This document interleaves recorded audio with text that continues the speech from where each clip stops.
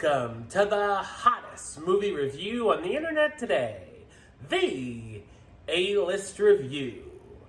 I am your host, the Game Changer, Wes Troop, and it's time to go back to the theater. That's right, in this episode I'm going to be taking a look at a film that came out, last weekend, and it's time to go back to the escape room.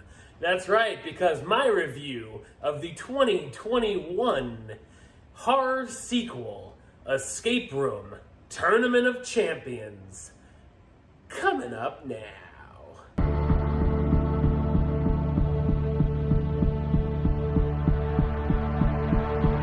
After escaping the deadly rooms designed by the shady Minos Corporation, Zoe and Ben plan to confront the organization in New York. On their way, a thief grabs Zoe's necklace and the duo chase him, which leads them into a subway train car. But this is no ordinary subway car.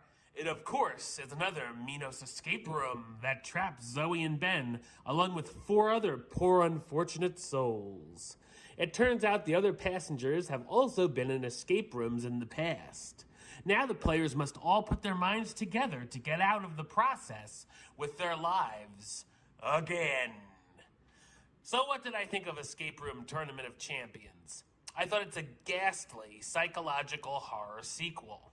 It's directed by Adam Robitel, who also directed the first Escape Room, Insidious: The Last Key, and he also wrote Paranormal Activity: The Ghost Dimension.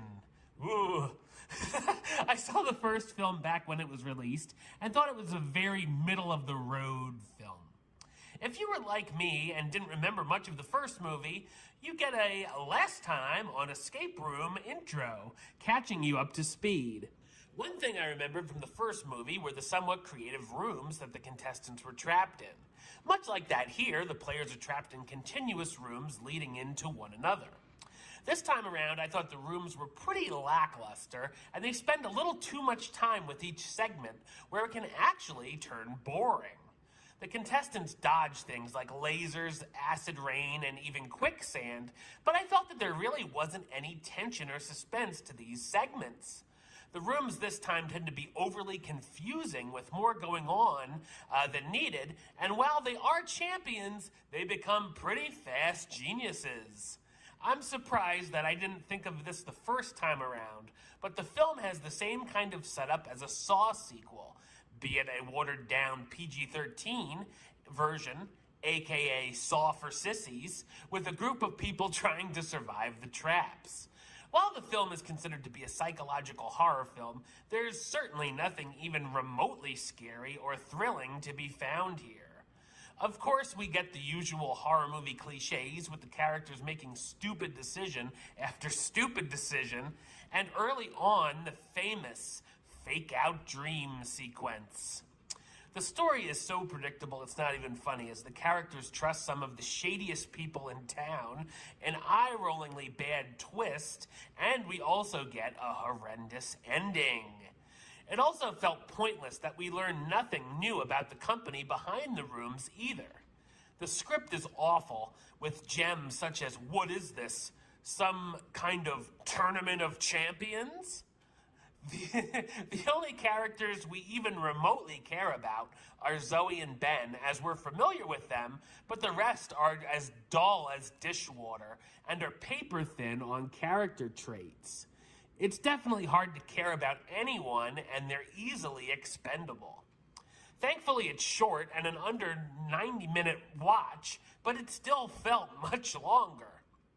The cast stars Taylor Russell as Zoe Davis, the survivor from the past escape room experience who wants to out the Minos Corporation, Logan Miller as Ben Miller, Zoe's friend and fellow escapee who joins her on her mission, Thomas Conquerell as Nathan, a priest, Holland Roden as Rachel, a player who can't feel physical pain, and India Moore as Brianna, a social media influencer.